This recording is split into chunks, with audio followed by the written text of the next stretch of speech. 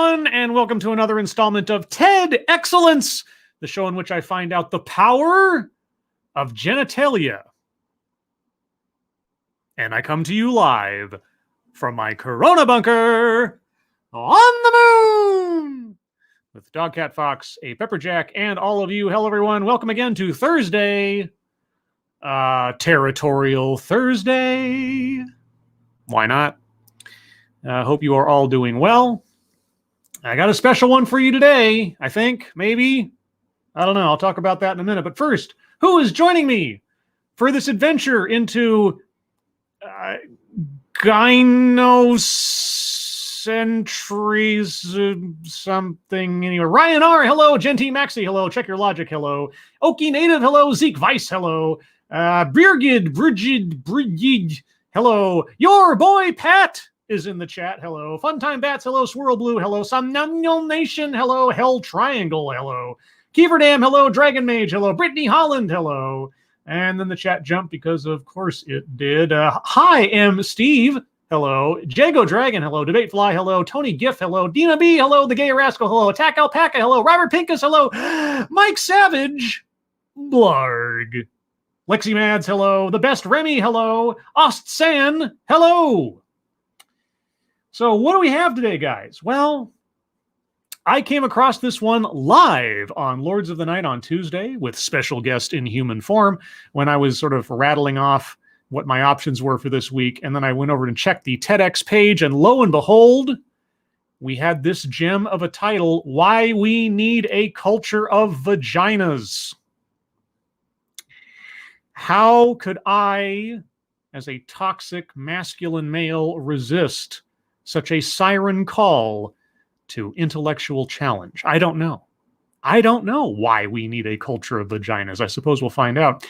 Now, I like to say, sometimes I will pick out a TEDx because the subject matter is something I'm interested in, like restorative justice or, criminal justice in general, or perhaps business or education or something. And then there are times where the title tells me practically nothing about what we're going to be presented. I can have some guesses, though, and I'm going to make a couple of guesses before we begin. I have not seen this. I have not listened to it. I have not read even the description in the video of this. So all I've got is the title and like 3 or 4 syllables I checked when I was doing the sound reprocessing to make sure that it was legible. So what can I guess about what we're going to hear? Well, I assume it's going to be something about female empowerment, but it may be something relevant. If our speaker is going to be talking about parts of the world where gender inequality really is a problem, parts of the world where women are legally and or socially looked down upon or treated far less well than their male counterparts, maybe there's an argument here. Maybe there's something worthwhile. I don't know.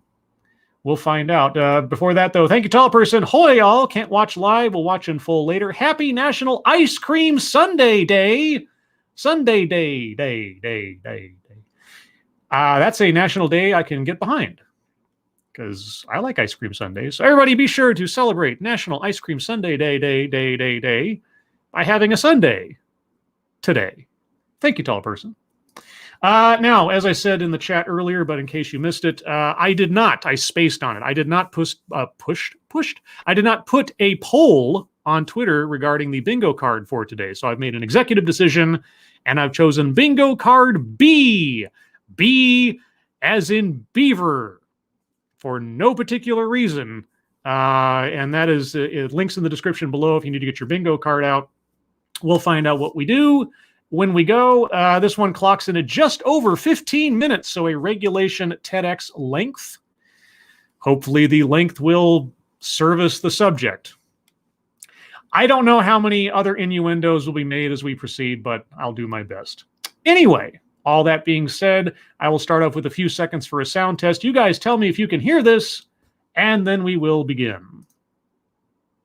Ooh, it's all smoky. Why we need a culture of vaginas. Does your vagina have a community?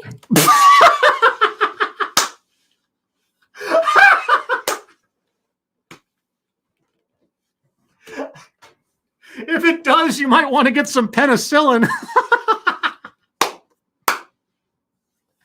Oh! Oh!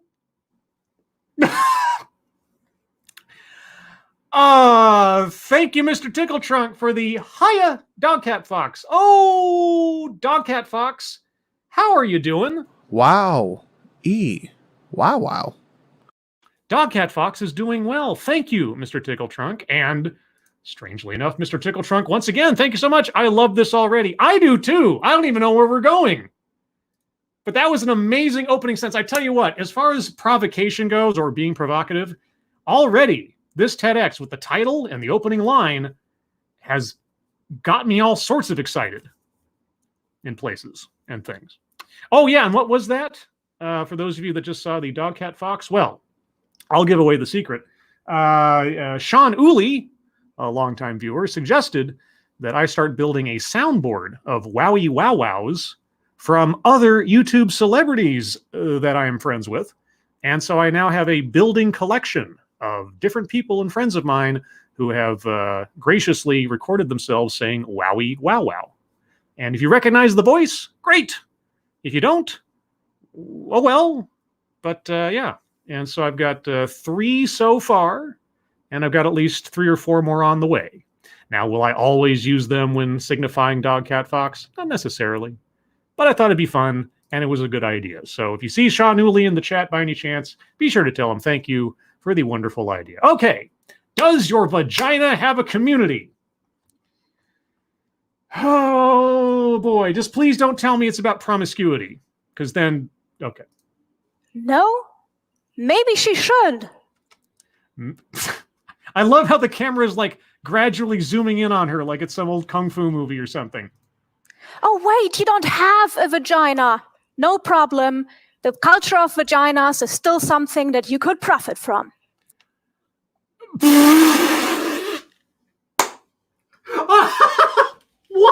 What? So, are we talking about pimping now? Okay, I am all ears.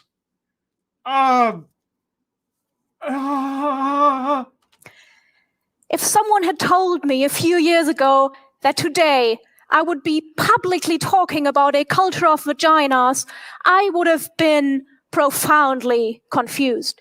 I currently am profoundly confused, but also, at least in the beginning here, mildly entertained. So you got me. I don't even know where we're going, but you got me. Confused. Intrigued, yes, but also confused. Maybe you feel the same way right now, so let me go back to the beginning. I wish you would, because I'm right there with you. I am confused and yet oddly intrigued. The beginning was when I directed Eve Ensler's The Vagina Monologues, not once, but twice. I love to count. It was only during the second production of the play that this one sentence really hit home with me. Okay. It goes like this. Uh-huh. My vagina needs a context of other vaginas, a community, a culture of vaginas. A culture of vaginas.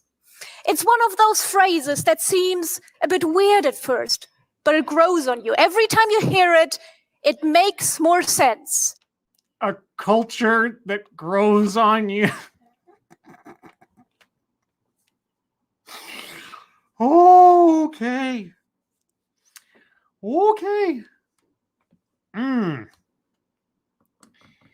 A culture of vaginas, and it grows on you.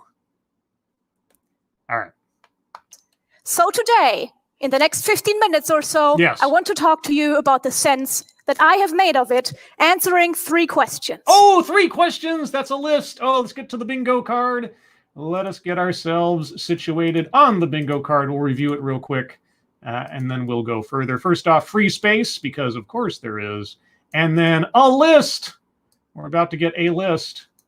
All right, so let's see. Anecdote that probably never happened. She hasn't given us any yet. Self-vilification or wretchedness. I would be amazed if so. Systemic institutional. Not yet. Weightless example. Not yet. Word salad. Not yet. Leaves out vital context. No. Collectivizes own demographic. I mean, if she's classifying herself as a vagina, I'll wait on that one. White supremacy, no. Privilege, no. Sales pitch for product or service. Well, she talked about profit. I don't know where that's going. We'll find out. Plays victim, not yet. Attempt to coin new buzzword, buzz phrase.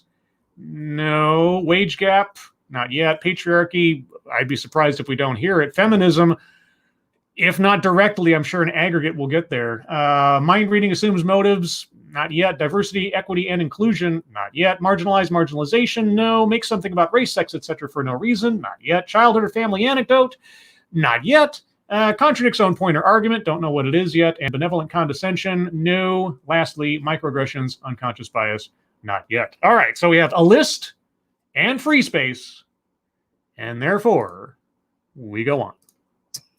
What could a culture of vaginas look like? Why do we need it? And to start us off, who's this culture of vaginas even for? What could a culture of vaginas look like? Well, it can be for everybody with any body. But then, okay, again, you're going to have to explain to me how it is that someone who lacks a vagina of their own somehow can participate in the culture of vaginas. I guess that is the bridge you must build to get me to cross the gap. Anyway. You don't need a vagina to participate, and having one doesn't automatically qualify you. Then why call it a culture of vaginas? The land of vaginas is open to immigration.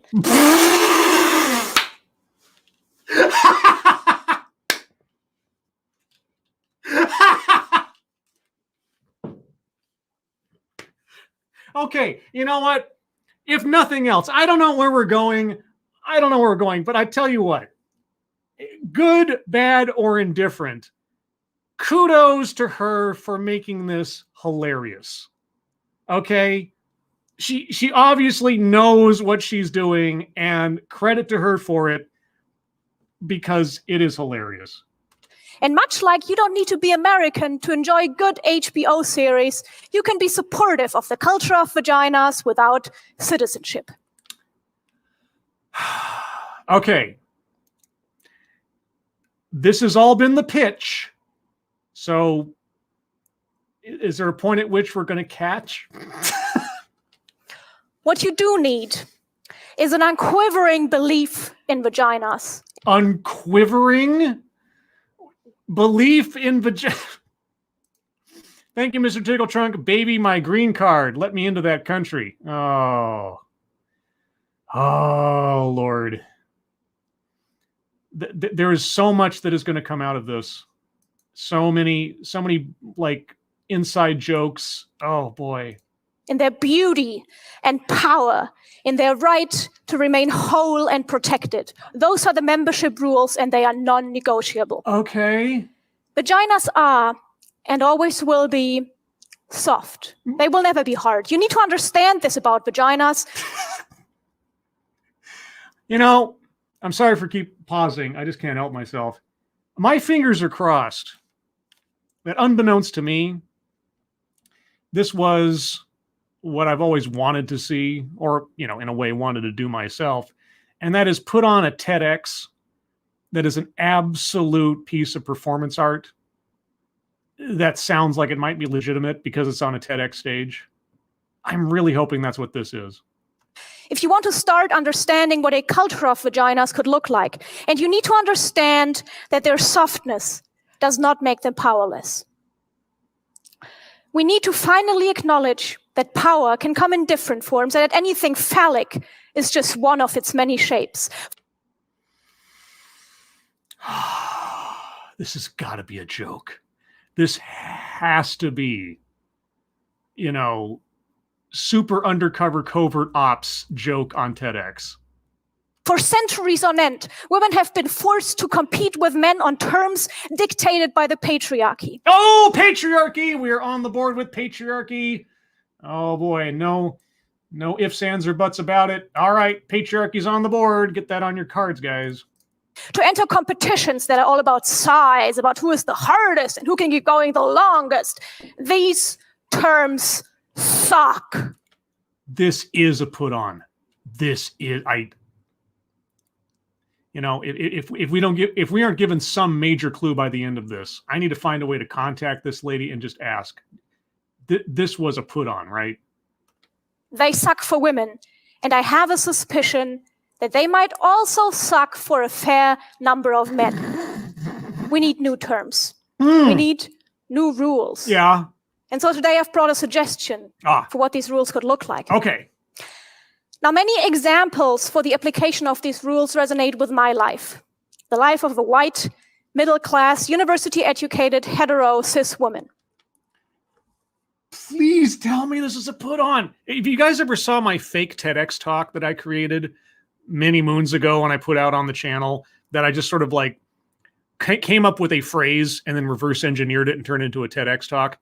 This sounds exactly like the kind of thing I would write. I would find every way to throw in every kind of concept or sort of a social justice avenue of thinking about things into one big bucket and tie it all together in some intersectional way with the premise of my talk. So right now, I suspect this is a Poe. I suspect this is a Poe. I'm hoping it is. I believe that the rules in themselves, though, can work in many different contexts. So treat this as a work in progress. And if you have any additions or amendments, let me know. Because the culture of vaginas needs to be created collectively. So here goes. 10 rules for a culture of vaginas. Okay. Rule 1. Yes. Speak up for other women. Just for other women. Even though it's supposed to be an all-inclusive culture that people can be in even if they don't have a vagina. Okay.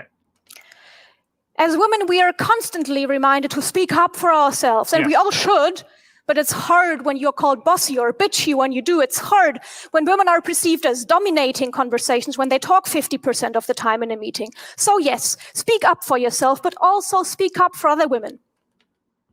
If you're speaking up for other women, but you're a woman, wait, you don't have to be a woman.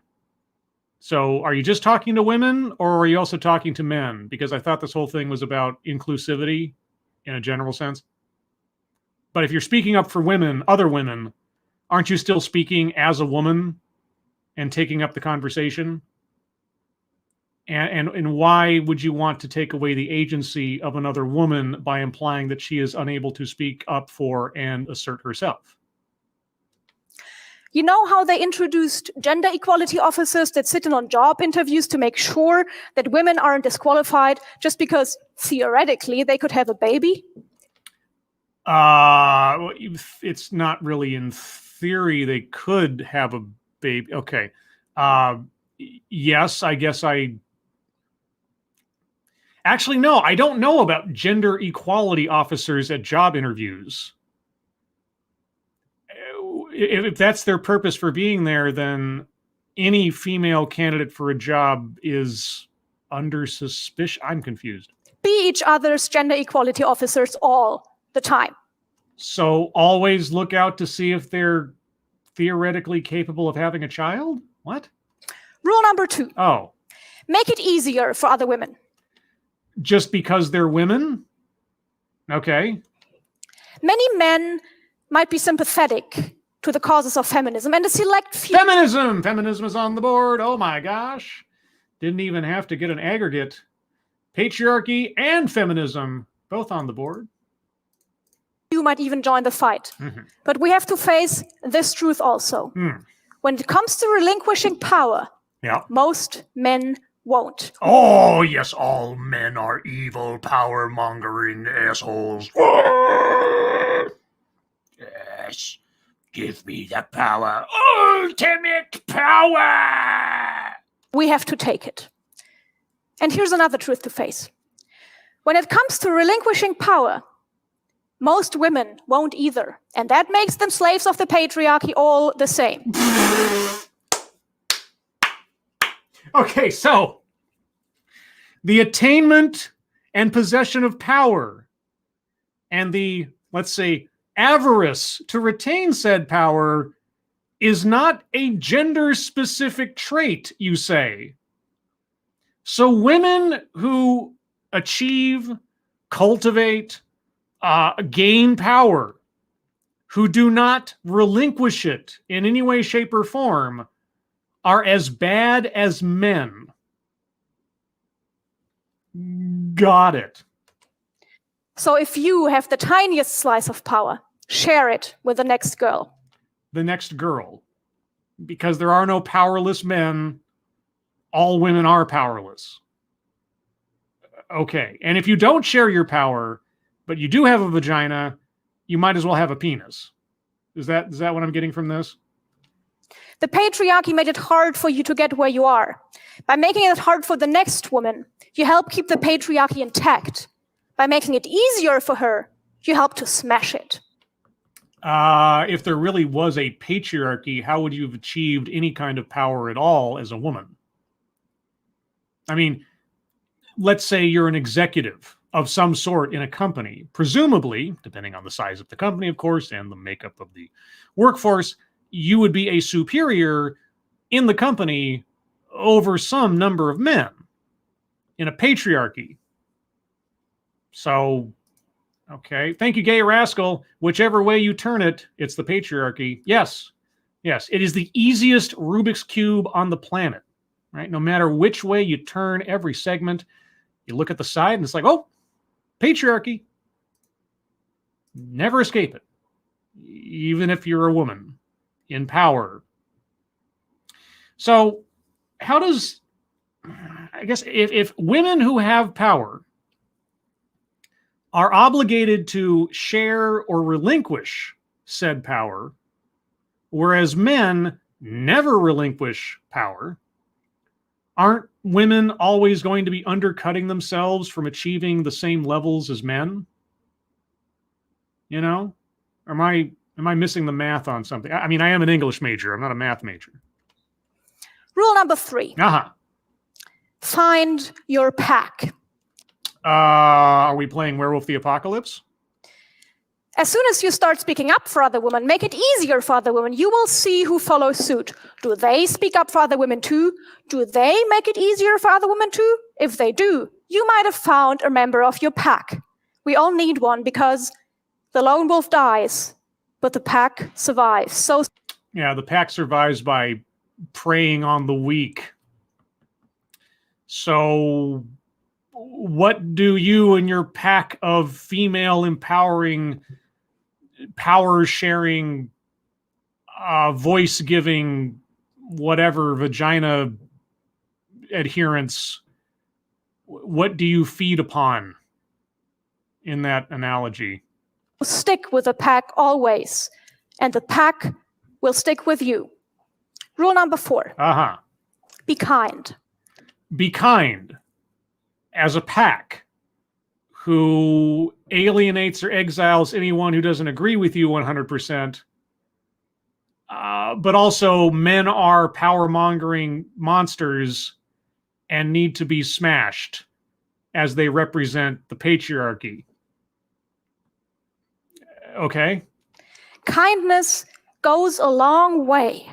On our hardest days, the smallest gestures of kindness can help us get through the worst. So on your good days, be generous with your kindness towards others. It does not make you weak. And people remember. I mean, taking that rule out of the context of everything that she's just already said and implied, sure. But you're talking about, you know, calling women who don't share power as bad as the patriarchy and not members of your pack. They need to be othered. And also they are as bad as the patriarchy, which is inherently evil, but you need to be kind to everyone. You see, that's where your kindness towards certain people that you've already classified as villains seems like it'll come across as a little disingenuous. And I'm kind of inclined to circle contradicts on point or argument. I'm going to let her take a few more steps down the ladder, though. Rule 5. Yes. Make gaining experiences and knowledge more important than losing weight. Make gaining experiences and knowledge more important than losing weight. Okay. Let me tell you a secret. I wish you would. Is it how, the Kentucky Fried Chicken herbs and spices? Ooh. Is it going to be why kids love the taste of Cinnamon Toast Crunch? I mean, I'd love to know that one. That woman with the gorgeous hair that you see on the tram every day, she is in some way unhappy with her body. Okay. So every woman I see, conceivably, at least with gorgeous hair, I should assume is insecure about themselves. Okay. The super fit girl with a six-pack any dude would like to have, her too. That friend of yours who you sometimes secretly wish had a less perfect face, butt, collarbone, you name it, her too. Less perfect collarbone? I didn't know that. Is that something that I'm asking? I'm not being facetious here. Is a collarbone something that women envy amongst one another? It seems a little odd, but okay. So all women, I should assume, are insecure about their bodies. Okay. Women are taught to worry about their looks and in particular their weight from a very, very early age. Yes, and boys are never, ever, ever, ever encouraged to consider their looks or their weight from a very early age. Ever. No boys are ever bodily insecure about their looks or their weight, ever. And the siren's out there. The cops are coming for me. He's going to come around the corner and it's going to get louder, isn't it? Isn't it? Yes? All right.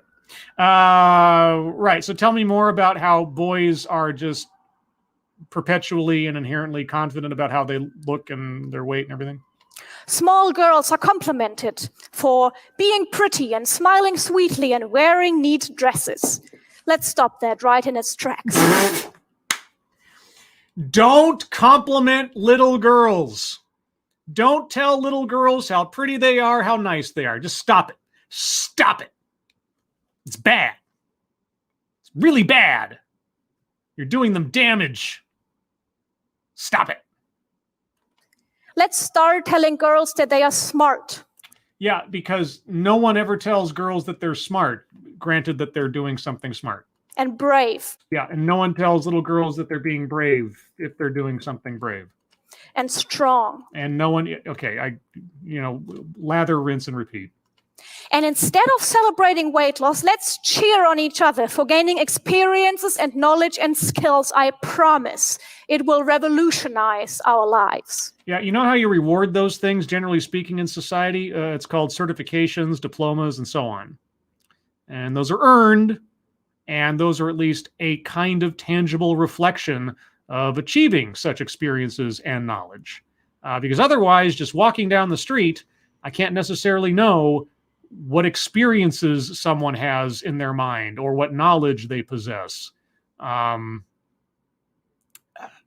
Yeah, okay. So if you're trying to put a focus on living your life and, getting educated and so on, great. But there are rewards for that in society we've already sort of set up. Not everything, it depends on where you are. If you're in the military, depending on which experience you're having, you get a little ribbon on your shirt or your dress jacket, which might not necessarily signify a happy day, but it might signify an experience. So, okay. Rule number 6. Yes. Give freely. Wait. In a culture of vaginas, give freely. Fill in the blank. If a job, a gig, a stage, an opportunity is offered to you and you can't take it or you don't need it, then by God, recommend another woman. Don't recommend just anyone else who might make use of it in some way or benefit from it, but specifically a woman. Okay. So the 10 rules of vagina culture, if I couldn't have already been told, are inherently sexually discriminatory. Okay, just wanted to make sure. I mean, it's been pretty clear. I think we can call it here when we're halfway through the list. There are many of them, and they've got skills and charisma and balls. Well, if they have a vagina, they certainly don't have those.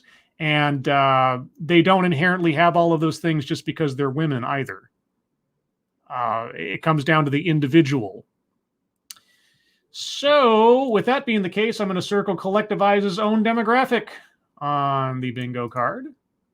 So, there we go. And all they need is someone to hand them the damn mic. Yes, because no woman has the ability to get the mic their own or seek out an opportunity that's in front of them. No, they need to have it handed to them. They need help, constantly need help. Mr. Tickletrunk, thank you so much. Body issues come out when both boys and girls start thinking about the opposite sex. It's mostly biological with only some cultural influences. Yes, trying to make yourself attractive, if not for the opposite sex and gaining a mate of some kind or another, then just to feel comfortable in the world or to look cool or to emulate your favorite celebrity or something, self-confidence boosting and all these things.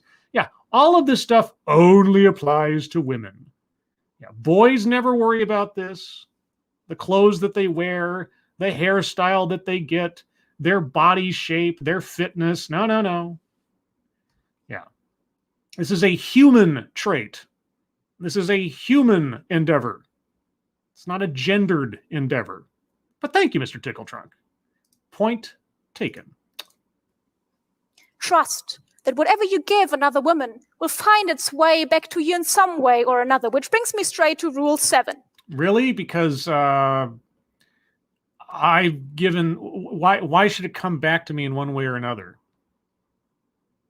Right? I mean, if I'm doing something nice for someone, aren't I doing it for the sake of being nice? Or are you just sort of admitting that human beings are inherently all greedy and looking for a one-up and have ulterior motives? Can't I just do something nice for somebody without any expectation of a reciprocation? Or, I don't know. Sorry, that just caught my brain a little bit.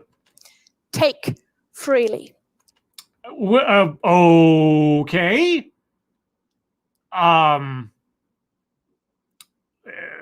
What does that mean? When something is offered to you, Yeah. don't doubt that you deserve it. Why not? Did I or did I not earn it? Don't doubt that you can do it. What if I know I can't? You do. Oh, okay. So if I'm handed something, I shouldn't doubt whether I deserve it. Okay. Well, then I guess gender quotas in companies make a whole lot of sense then. You can. Mm-hmm. Take it. Yes. Rule 8. That was the whole rule? If someone hands you something, believe you deserve it. If someone gives you an opportunity, believe that you can do it.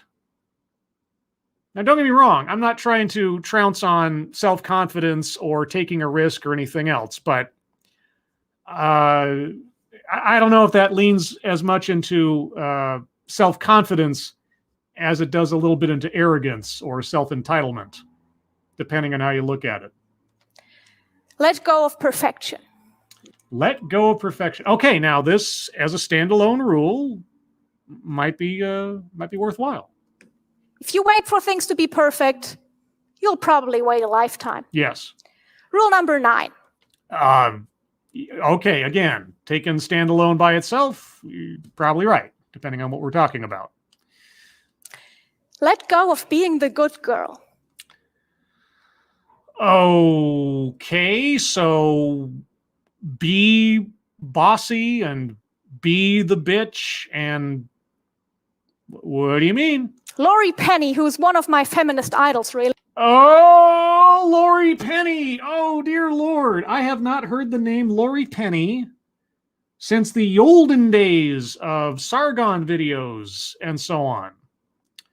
Wow. There's a flashback for you. Yeah.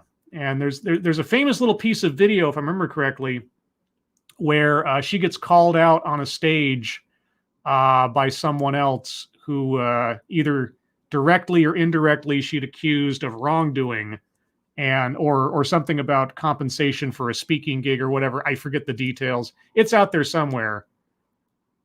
It was quite a thing. It's probably been buried by now, but it's out there. Thank you again, Mr. Tickletrunk. I have to run, but Dogcat Fox just offered me Scribe's car. I'm taking it. The cultural vagina TEDx lady said so. Have a great day. Well, Mr. Tickletrunk, I hope you enjoy the car. I really do. Because I don't own a car, so whatever Dogcat Fox just gave you, you're now driving stolen property. Enjoy the prison cell. Aha. Girl. Laurie Penny, who's one of my feminist idols, really, once wrote, and I'm quoting, "Being the good girl can kill you fast, or it can kill you slow." Yes. And again, if you've seen Laurie Penny in action, she really lives up to that rule. She's right. Ah. Often we are so worried that someone might not like us or that we might disappoint our parents that we shy away from the leaps of faith in our own abilities. That doesn't necessarily have anything to do with being the good girl, but okay, yes, self-doubt is not a fun experience. You're correct. If you're equating self-doubt or self-consciousness or something with being the good girl or whatever, I guess what? I don't know where we're going with this. Thank you, Gay Rascal. Take the L, Scribe. You deserve it. Yes. Yes, I do deserve it. Always and forever. Thanks, Gay Rascal. You brighten my day. Don't be the good girl. Be the girl that went for it. Those two things don't have to be mutually exclusive.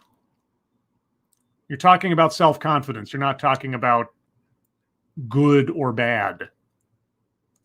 Rule 10. Okay. Let go of envy. Let go of envy. Why? What drives ambition? All right. What drives ambition other than envy? You know, little kid, doesn't matter the gender, watches a movie as a little kid where the hero goes off into space. And little kid says, I want to go into space. That's envy. Maybe that drives that kid to become a scientist or an astronaut. I hate to fall back on an old, cliche at this point, but I'll do it. Greed is good, after a fashion. This should really be rule number 1. Oh. Because it's the most important one. But I made it rule number 10 because it is also the hardest. And if you're successfully living rules 1 to 9, the last one might come a little easier. Without envy, why should women strive to achieve the same levels as men, who are obviously more powerful and power hungry? Yeah. Envy, ambition, desire, all of these things drive us to live. Envy is not inherently a bad thing. You know, it depends on how it is employed and, or probably more importantly, what you do to fulfill it. But never mind nuance, I guess. Letting go of envy of other women is hard work. Oh, of other women. Oh, okay. So you can be envious of men. That's okay. Okay. Because all our lives we've been taught that the great jobs, the great friends, the great partners, the great lives are a scarcity. Well, great is in the eye of the beholder. Let's stop believing this myth of patriarchy. This myth of patriarchy. I mean, because men do not find themselves up against the same conundrums of life, the same struggles, the same desires, the same journeys, seeking a good life, seeking a good partner, seeking a good job, a good situation, striving for the best life they can make for themselves. These things do not happen to men. Got it. Let's believe that there are great jobs, friends, partners, lives for all of us. Why would you want to believe that for men?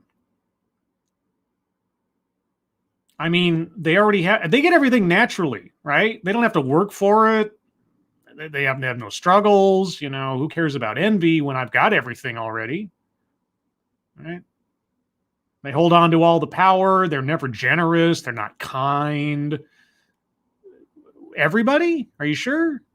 Another woman's achievements, her brains, her boobs, her butt, her job, her house, her car, her hair, her man, her collarbone, or women, her degree and her CV don't take anything away from you.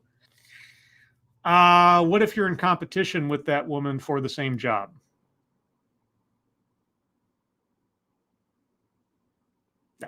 You know, and she just took it, right? She deserved it. She can do it. What if she's not qualified and you are? I mean, is there no sorry, I'm going off on a tangent here. So let go of your envy. Give her a high five and remember that she too has more baggage than you can imagine. So everybody's miserable. All women hate themselves. Support them, even if they end up trouncing you in something.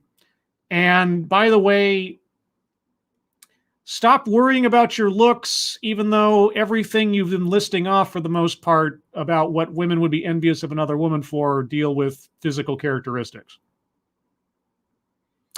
Okay. Maybe she can even be part of your pack. She's already surpassed you. So I don't know. Is she an alpha?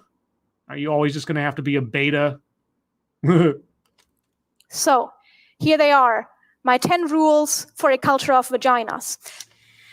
Yeah. Okay. Well, while we're over the midpoint now in the talk, let's go over the bingo card one more time. And then I'll do this again at the end if we don't see anything in between. Anecdote that probably never happened. She hasn't given us any anecdotes. Not really. Self-vilification or wretchedness. Systemic institutional. Implied, but not explicitly stated yet that I know of. Weightless example. I'm still stuck on collarbone. But that's kind of a very small part of a larger thing. I want to wait on that one. Word salad. I mean, some of those rules were kind of okay. Leaves out vital context. I want to see what we do when we get past the rules for some of these. White supremacy, no. Privilege, implied but not stated yet. Excuse me. Because patriarchy and all that kind of stuff, but I'm going to wait on that. Sales pitch for product or service. She hasn't told us yet, but she still said at the beginning that there was ways to profit from the culture of vaginas, so I'm waiting for that one. Plays victim. I mean, yeah, I'm going to circle that one just on the basis of patriarchy and so on and so forth. Just as a nature of what she is and what she's described so far, she's perpetually a victim. Attempt to coin new buzzword, buzz phrase. I know some people in the chat might say, oh, her list of 10 rules constitutes a new buzzword, buzz phrase. No, that's not quite it. Until she says something like something I like to call, or what I call it is, it's got to be something that she's attempting to brand uniquely to herself.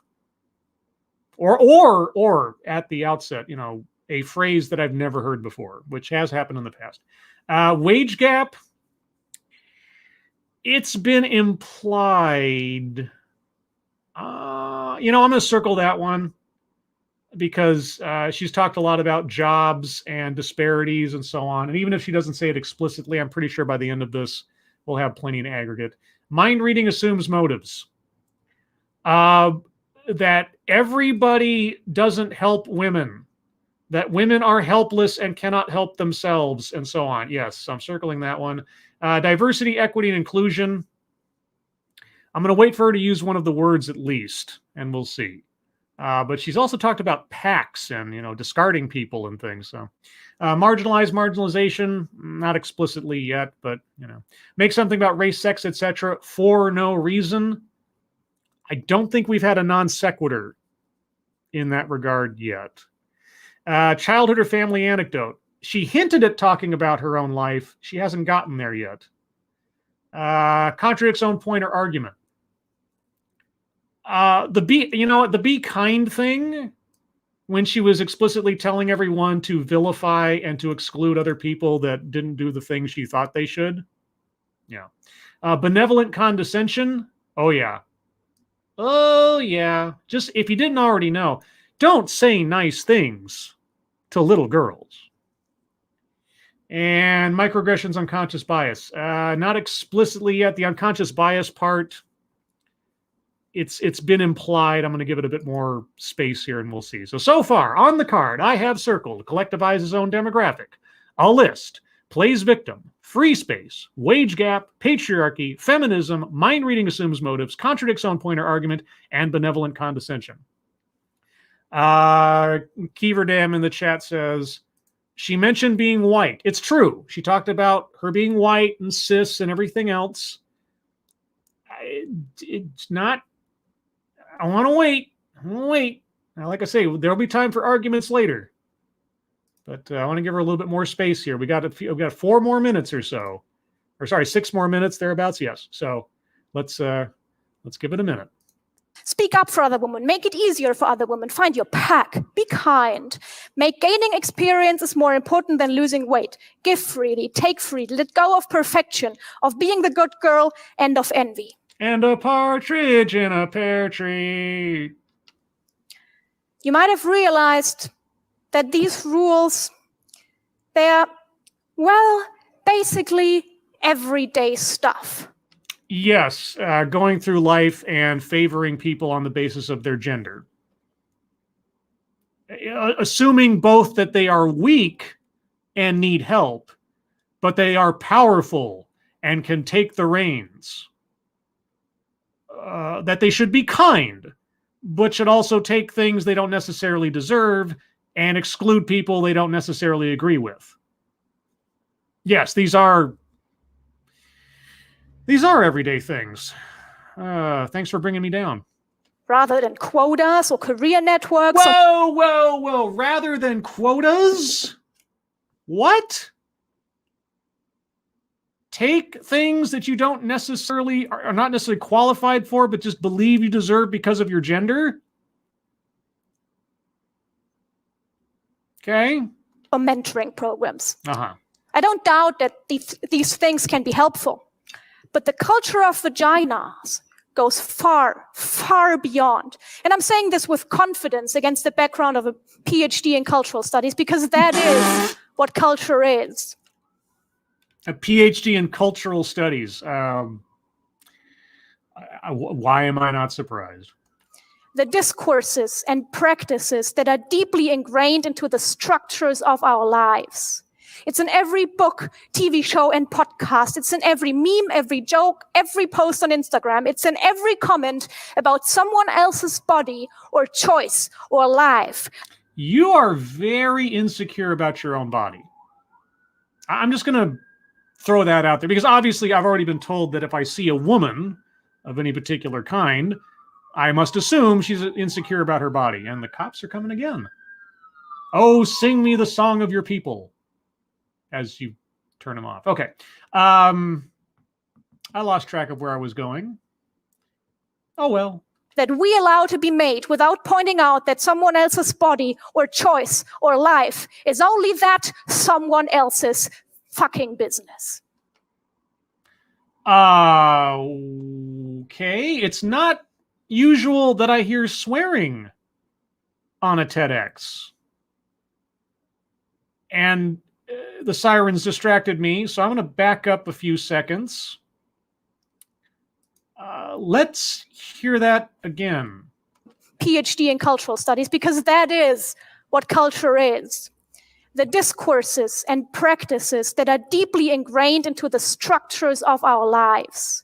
It's in every book, TV show, and podcast. It's in every meme, every joke, every post on Instagram. It's in every comment about someone else's body or choice or life that we allow to be made without pointing out that someone else's body or choice or life is only that someone else's fucking business.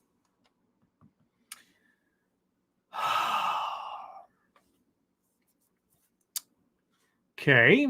Yes, culture is made up of the particular peculiarities, I should say, of a, segment of people, often a particular area, interacting with one another in different ways, shapes, or form. And again, you are very focused on looks and bodies and so on and so forth. So, yeah. All right. But what if there's a woman that doesn't want to share her power? Is that your business? I mean, is it her life and her choice, and you don't know her motivations or her reasons, and you're just going to assume she's acting badly when you told us not to be the good girl? I keep coming back to that one because it's like, a woman who does not share her power, whatever that means, is as bad as a patriarchal man. Did I already circle contradicts on point? Yeah, I did. Okay. Okay. So yes, culture is made up of all of these things and also body envy. So if we really Yeah. want to change anything, then we have to change everything. Well, golly. That's the simplest solution I've ever heard to anything ever. If you want to change anything, you have to change everything. All right. Do you have a gauntlet with the 6 crystals on it that you're going to snap your fingers? All right. Going to a women's circle twice a year is worth nothing as long as we continue to play by the rules of the patriarchy on the other 363 days. How is that your business? I thought it was their own. Did I mishear her when she said it was their own fucking business? All right. So now you want to dictate to women how much time or energy they dedicate to the kinds of things that you think are important. And you're bemoaning the patriarchy in trying to control women's lives and dictate to them how they should act and how they should behave and how they should think. Got it. That's why we need a culture of vaginas to truly revolutionize our world. So that catcalling, sexual assaults, sexist policies, sexist laws, sexist jokes, sexist anything really become entirely unacceptable. Like a culture of vaginas that favors women over all things? That kind of sexism? That's unacceptable? Or is that the acceptable sexism to you? And also, I hate to tell you this, sexual assault is not acceptable in most civilized countries. With laws and things. I can't speak for every country on the planet because heaven knows there are plenty of countries, societies, legal systems out there that do not favor criminalizing the abuse of women. But you're not talking about that in general. Most civilized human beings do not find sexual assault, sexual harassment, and so on acceptable. So maybe you're speaking to an international audience. I could make that assumption. But okay, tell me more about how sexism is bad, and then the culture of vaginas will save us all. Period.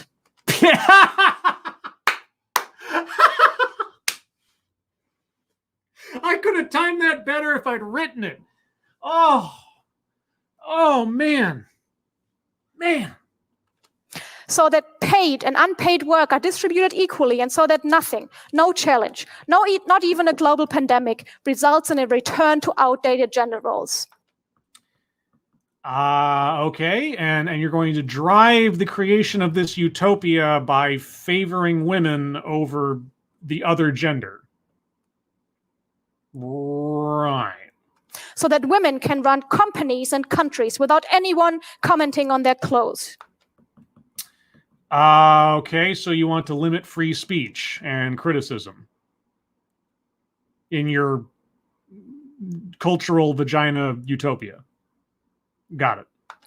So that empathy and the ability to listen are recognized as important leadership qualities. Yes, because at no point in history to this moment have empathy and the ability to listen be recognized or have been recognized as leadership qualities of import. Boy, I'm learning something new every day over here. We need a culture of vaginas to support the struggle of working moms and help the world understand that not everybody wants to be a mom.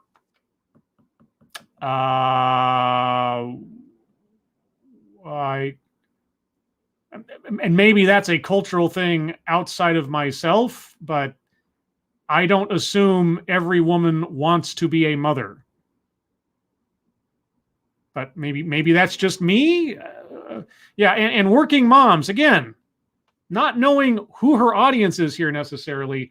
Yeah, I can only speak from, the U.S. perspective. Support for working moms. Sure, we have that. Probably not as much as maybe we could. But because there are no working dads, right? No, she didn't say working single moms, just working moms.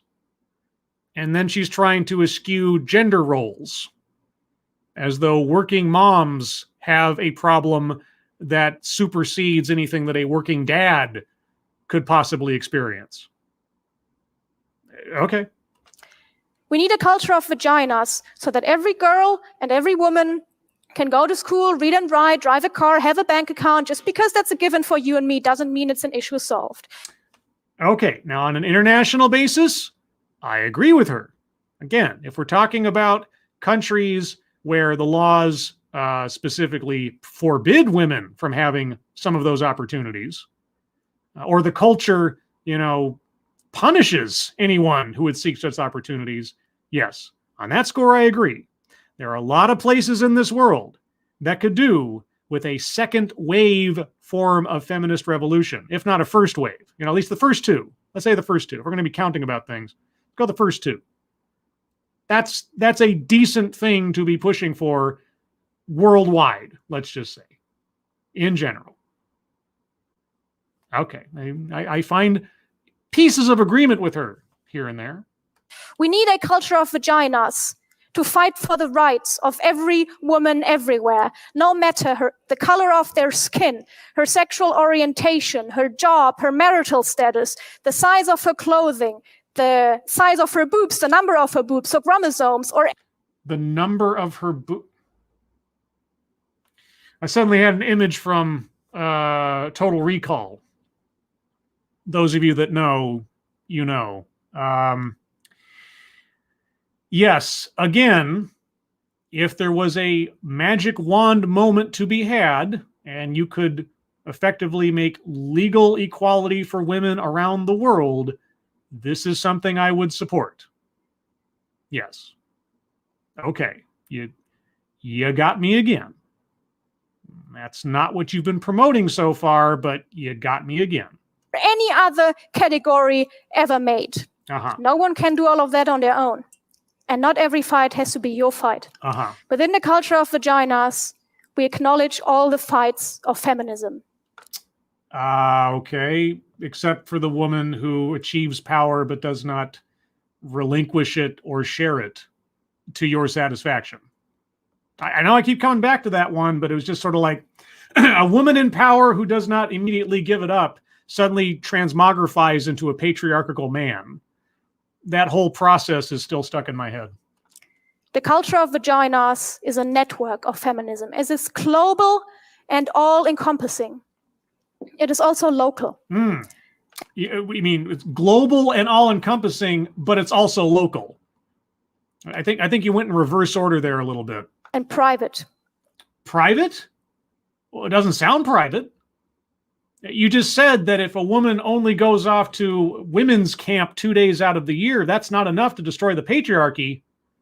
So are you going to dictate how much time women have to spend smashing the patriarchy on a daily basis over the course of 365 days? Who counts in your global network of feminism if they do not do all the actions you tell them to? If they do not share the amount of power you want them to? If they do not agree with the philosophy that you abide by? What happens to those women? And intimate. No.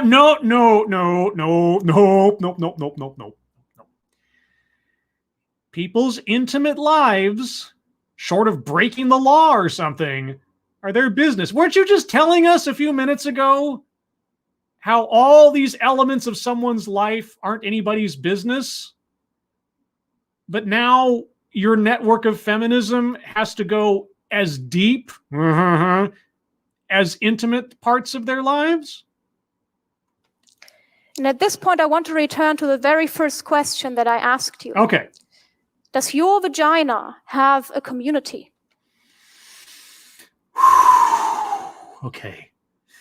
Deep breaths, Scribe. Deep breaths. Okay. We're going to get through this.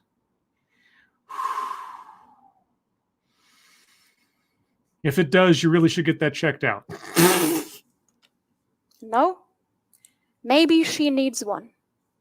I've been working on creating my own community of vaginas, and it's not always easy.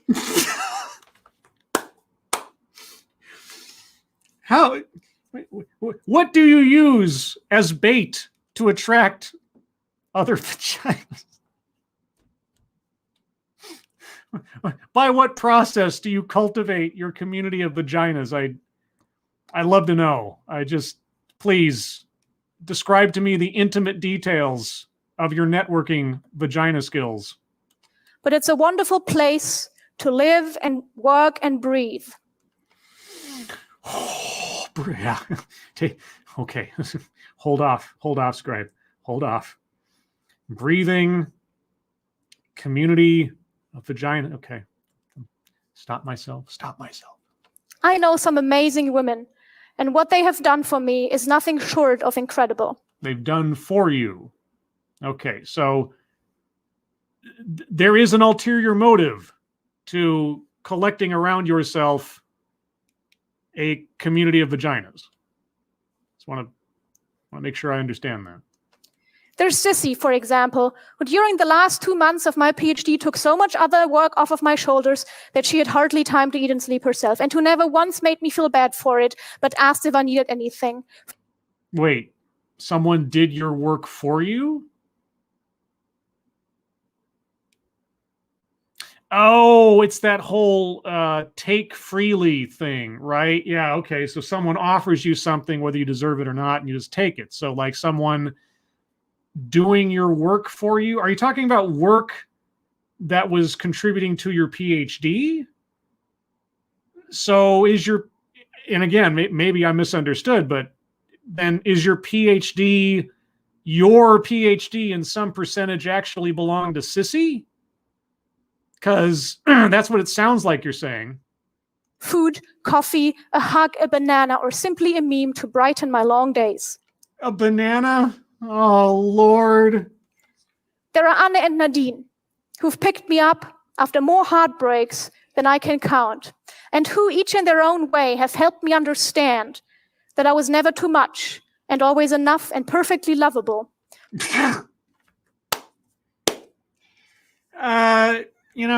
You're describing friends. All right? And friends can be from either gender. And friends can do all of those things regardless of what's between their legs. But when you say you're cultivating a network of vaginas, a community of vaginas, it sounds very, dare I say, impersonal. Sounds very mechanical, kind of cold. But I guess if that's how you see your friends, as a vagina in your community, I guess that's your issue. Who told me they'd marry me in a heartbeat, and that this or that guy had disqualified himself for a reason. Yeah, again, that's called a friend.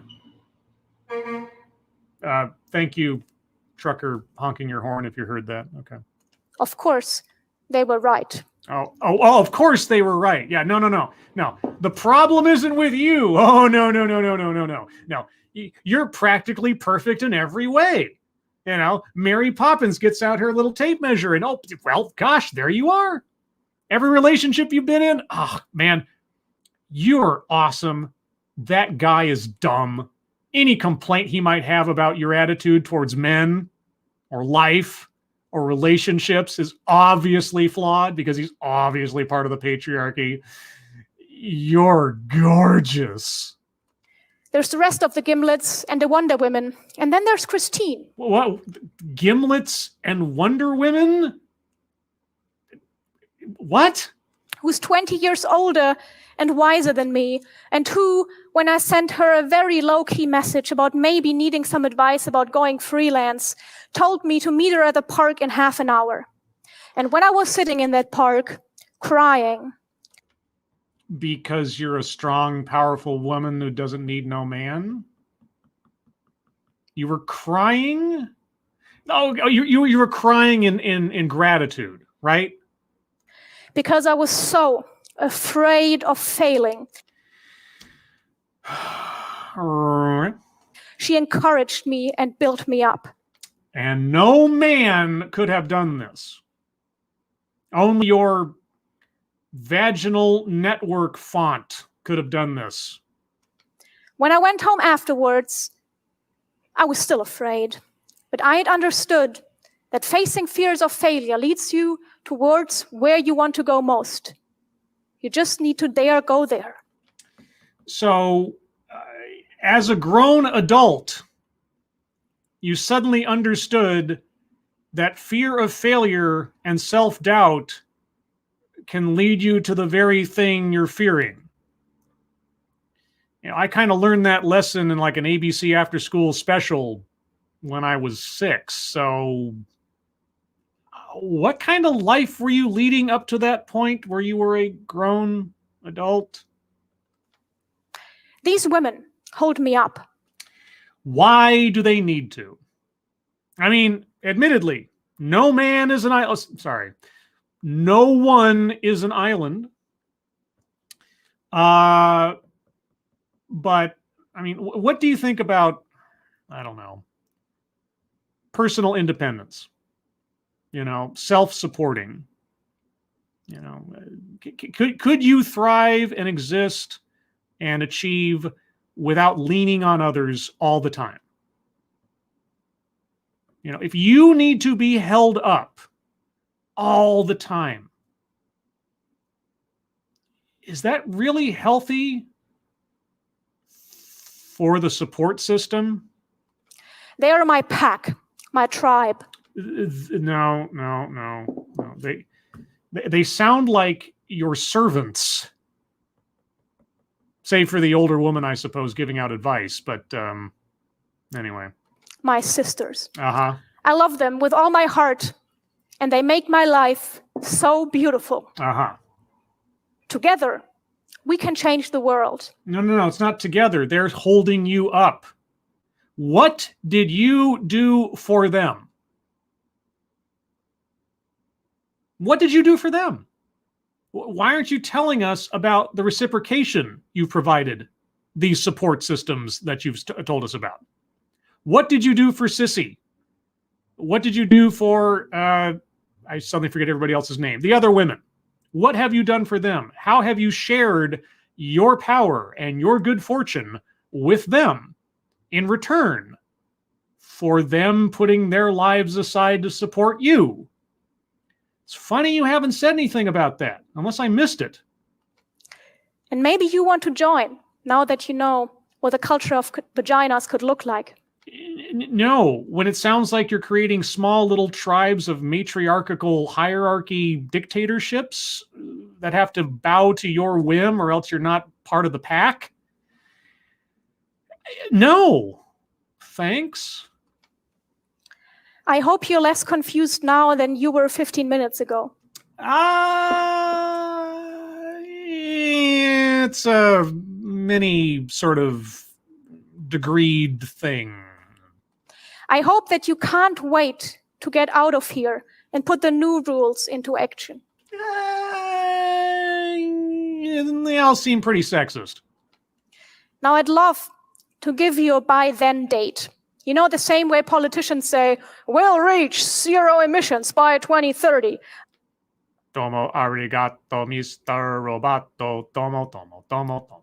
I'd love to say, we'll live in a culture of vaginas by 2030. Uh-huh. The truth is, I don't know when we'll get there. We never will. The way you have described things, never. Never. But I can tell you when we need to start. Is it now? I'm guessing it's now. Now. Oh, it's now! Yay! Now! Oh, and that was it. Okay. We need to start now. The end. Okay. All right. And ladies. That was quite the experience. I have both experienced and been knowledged. That was rule 4, I think. Anyway, let's go back to the card for one more review, and then I will take arguments and suggestions for squares to be circled after this lovely lady garden of a presentation. Anecdote that probably never happened. I can believe that she has amongst her number a group of subservient, quote-unquote, network components. Other than that, I can't think of another anecdote that she gave us. Self-vilification or wretchedness? No. No. Didn't happen. Systemic institutional. Okay. Again, strongly implied society teaches this, that, and the other. Yeah, okay. So systemic institutional, I will circle that one. All right, so that's on the board. Weightless example. I could make some joke here about bodies and such. Yeah, here's the example that I'm going to give weightless here. The idea that concerning oneself with one's appearance and weight and so on is somehow a female trait. No, that doesn't lend itself to anything you had to say. So circling that one. Word salad. I don't know. You think I should circle word salad? I think I'm gonna. Again, in aggregate, if not for any specific moment, because there are a couple of moments there where I was kind of like, what? Leaves out vital context. Yeah, like again, what did you do for your friends? If this is a network, if this is a culture of vaginas, what heavy lifting did your vagina do for them? Amongst several other instances, I'm sure you guys could remind me of, but which my mind is kind of fuzzy right now. White supremacy. Okay, now I know she mentioned that she was white, cis, etc. earlier. However, and I know you guys are going to hate me for this, unless somebody gives me a really good argument, she never brought up race again, so far as I know. Okay. Or at least not in the sense of elevating white or demonizing white over anything else. If I'm forgetting something, by all means, put it in the chat. But right now, it's going to be an uphill battle, especially since we might have that this one square might constitute 2 bingos, depending on how we go here. Privilege. Okay, yeah, like I said, this is heavily implied throughout everything in what she didn't say men had to deal with. You know, men don't have to deal with being single parents. Men don't have to deal with body issues, on and on and on. Society does this. Society doesn't expect that from men or women on it. So yeah, circling that one. All right. So if you guys want white supremacy circled, you're going to have to give me a really good argument because I don't see it. Sales pitch for product or service. She didn't name a product or service. She didn't say my organization or whatever else. She didn't have a book to hawk. She was pitching an idea, but she didn't say my website for vagina culturing or something. So yeah. Now you could say, oh, well, Scribe, she was sales pitching her version of reality. No. It's got to be, as we've seen in so many other TEDx's, where they end up using the TEDx stage as an elevator pitch for something that they are offering. You know, a nonprofit, an app, whatever. None of that happened here. So I don't feel comfortable circling that one. Attempt to coin new buzzword, buzz phrase. I heard nothing new in there. And her 10 rules do not constitute a buzz phrase. So that's going to be a rough one if you've got one. Diversity, equity, and inclusion. I don't think she ever said any of the words. And nothing about this talk.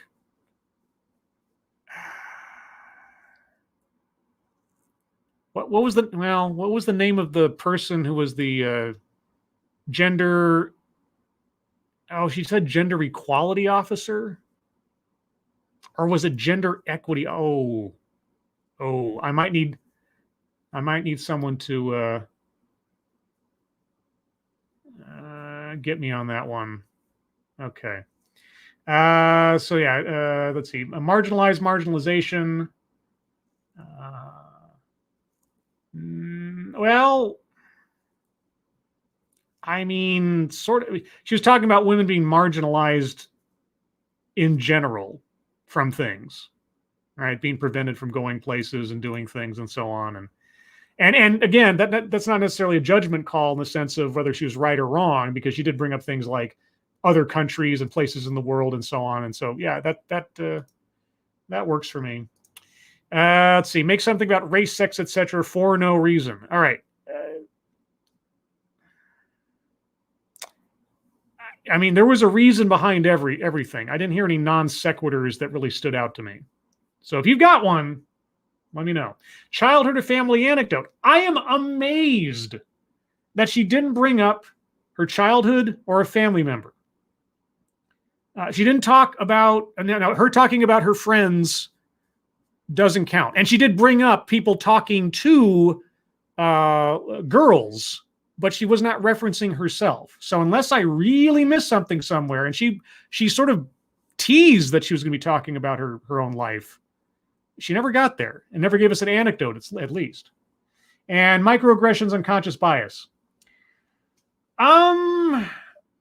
You know, when she was talking about having to convince other women not to see other women as competitors or to help other women, that you need to be, you know, all this. And yeah, I mean, the short version is that unconscious bias was something she was trying to slay in this, I suppose, kind of, sort of.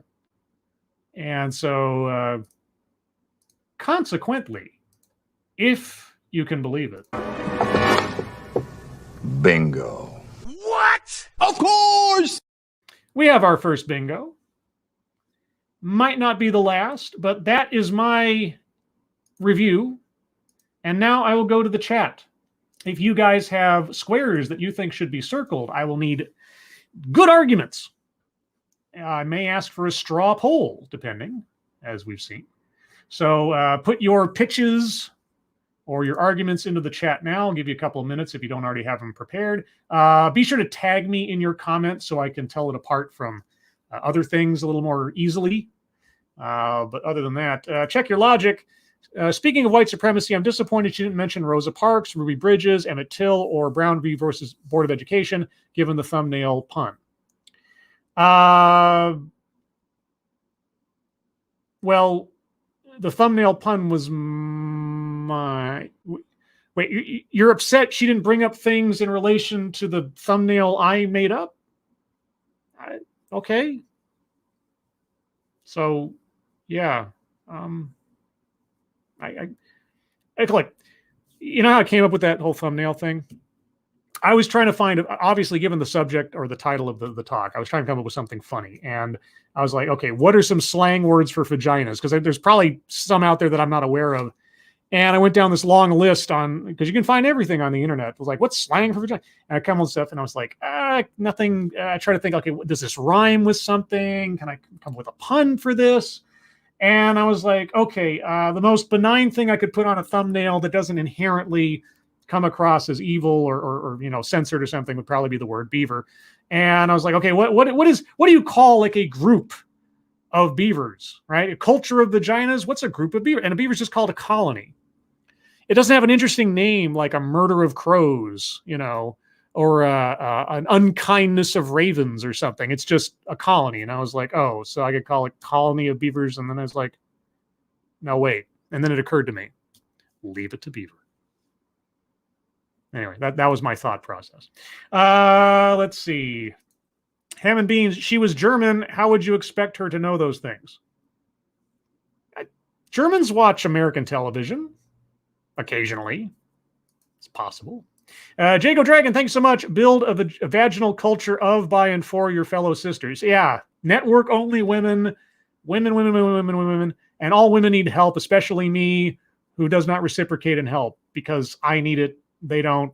And someone did a bunch of work for me while I was doing my PhD. Sarcasm is not hate speech. Men are an expendable commodity because you only need a couple of them to make hundreds of women pregnant, whereas a woman takes 9 months to deliver them.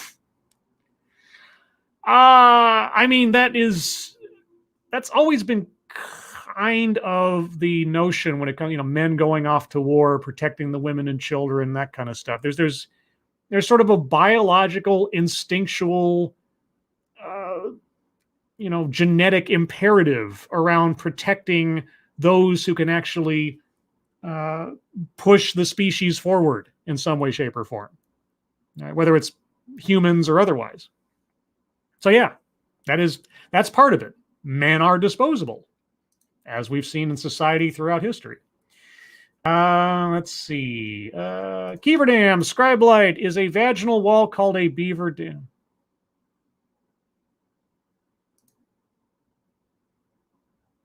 What? What is that? What the fuck is that?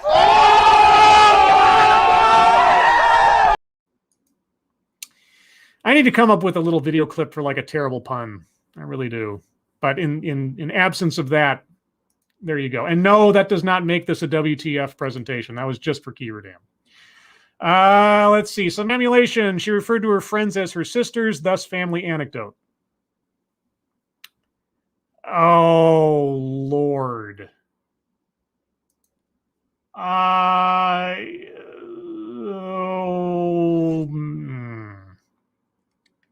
I mean, okay. The square is not vital to a bingo. Let me sit on that. See if somebody else comes up with one for make something, either self-vilification or make something about race, sex, etc. for no reason. And I'll debate about whether or not I'll circle that one just for fun. Let's see. Renovaccio, she's just saying out loud what feminists practice on a daily basis. Yeah, there was a lot of sort of feminist propaganda woven into this as self-help and all that kind of thing. Yeah. Gen T Maxi, she would happily silence the women who won't agree with her. Yeah, well, I mean, she already told us at the top, near the beginning, that if a woman in power does not, relinquish and or distribute said power to other women, then she's basically the same as a patriarchal man. So she's got no problem exiling and vilifying women if they don't follow her version of events. So, let's see. Sarcasm, not hate speech. Modern women have lost too much respect for men until the wall comes knocking. No, I don't think it's as pervasive as you might think. We hear this stuff mostly from, the loudest voices talking about it. And maybe it's just my sort of optimism, if I have any left, is that most people, the vast majority of people, treat each other with respect for the most part. You know, common, decent respect. Nobody is out there, the majority, I should say, are not out there being rampantly sexist, whether you're a woman or a man. Right? Now, you're going to find girl fights and jealousy and envy in everybody. That's always going to be there between men and women, men to men, women to women, and so on. Somebody has something I want. Somebody is some way I wish I was. Somebody looks like the way I want to look. That is never going to change. And that can lead to conflict, certainly, but it can also lead to self-improvement, innovation, invention, inspiration, and on and on. So the worst part about this talk, give up envy. Of all the rules that she put out there, the one that has nothing inherently to do with gender, and the one that she says should be the first one on the list, is actually the worst possible thing you could try to instill in someone. You know, do away with your sense of ambition.